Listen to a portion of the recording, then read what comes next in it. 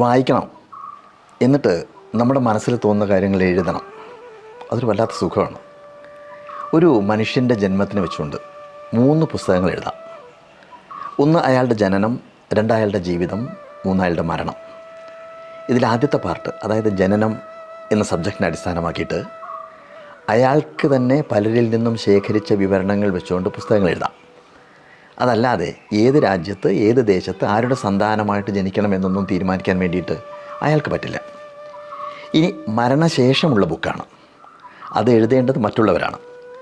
അതെപ്പോൾ എഴുതാൻ സാധിക്കുമെന്നോ എങ്ങനെ ആവുമോ എന്നൊന്നും പറയാൻ വേണ്ടിയിട്ട് അയാൾക്ക് പറ്റില്ല. ഇനി ജനനവും മരണവും തീർന്നു. ഇനിയാണ് ഏറ്റവും പ്രധാനം, അവനവൻ്റെ ജീവിതത്തിൻ്റെ സ്ക്രിപ്റ്റ് ആർക്കാണ് എഴുതാൻ സാധിക്കുക? അത് മിക്കവാറും പോർഷൻ നമ്മൾ തന്നെ ഉണ്ടാക്കിയെടുക്കുന്നത് പോലെയാണ് ഉണ്ടാവുക. അവിടെ നമ്മുടെ വിദ്യാഭ്യാസം, കൂട്ടുകാരുടെ സ്വാധീനം, നമ്മുടെ പാഷൻ,